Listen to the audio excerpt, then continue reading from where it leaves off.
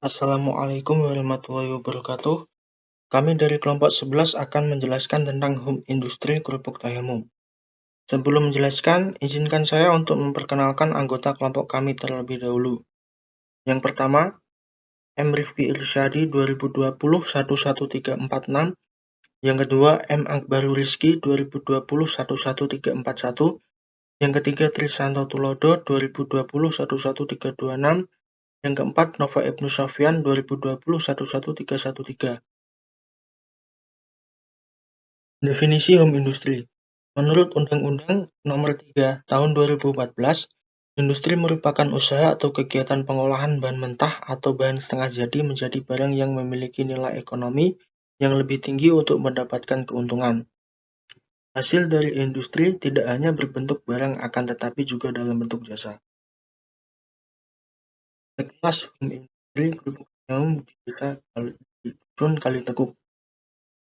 Pendiri pertama usaha kerupuk tayamum di Dusun Kalitekuk, Desa Ngaluran, Karanganyar, Demak adalah Mbah Komar pada tahun 1969. Dusun Kalitekuk letaknya cukup strategis karena dekat dengan pasar, sehingga secara bisnis, akses untuk kegiatan pemasaran cukup mudah.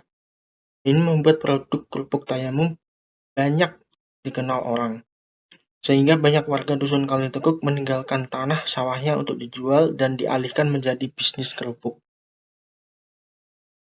Analisis proses produksi kerupuk tayamum. Kerupuk tayamum merupakan salah satu jenis kerupuk yang diproduksi dan menjadi ciri khas masyarakat Dusun Kalitekuk, Desa Ngaluran, Kecamatan Karanganyar, Kabupaten Demak.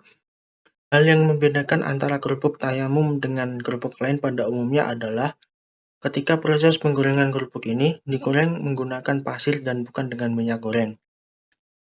Sehingga kerupuk jenis ini dinamakan kerupuk tayamum atau masyarakat juga sering menyebutnya dengan sebutan kerupuk wedi.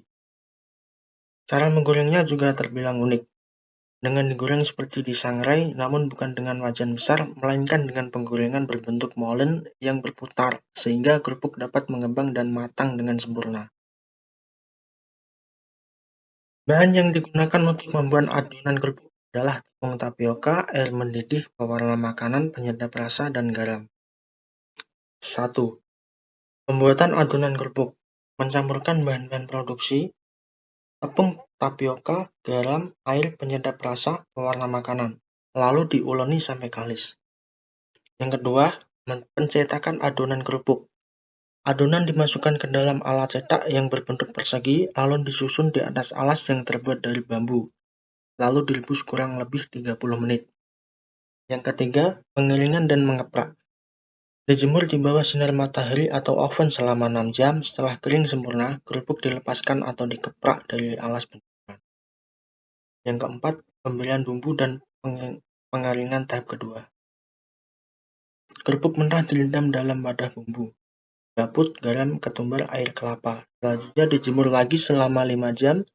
Setelah kering, kerupuk bisa digoreng. Analisis kualitas produk umum. Produsen kerupuk tayamum sangat menjaga kualitas kerupuknya dan berusaha untuk terus meningkatkan kualitas dari produknya. Produsen hanya menggunakan tepung yang kualitasnya bagus. Pemerintah daerah telah memberikan bantuan berupa alat penggorengan sebanyak 5 unit, ditambah bantuan dana untuk mengembangkan usaha yang diharapkan dapat lebih meningkatkan kualitas dan kuantitas kerupuk tayamum. Analisis kemasan kerupuk tayamum. Saat ini belum ada kemasan khusus dari produk kerupuk tayamum ini, hanya kemasan plastik transparan serta label produk yang sederhana.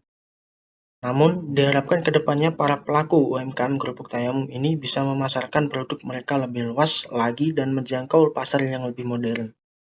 Tentunya hal ini akan memicu para pelaku UMKM untuk membuat desain kemasan produk lebih kekinian dan modern. Ini adalah SWOT dari kerupuk tayamum. Yang pertama adalah strength, karena tidak menggunakan minyak melainkan menggunakan pasir dalam proses penggorengan kerupuk tayamum cenderung lebih sehat dengan klaim bebas kolesterol dan tidak mudah apak. Yang kedua adalah weightiness.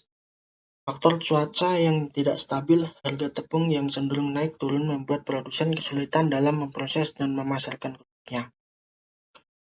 Yang ketiga adalah opportunity. Dengan harga yang relatif terjangkau dan pemasarannya mencakup semua instansi, ini membuat kerupuk Taimum bisa dijangkau oleh semua kalangan. Dan yang keempat ada trade.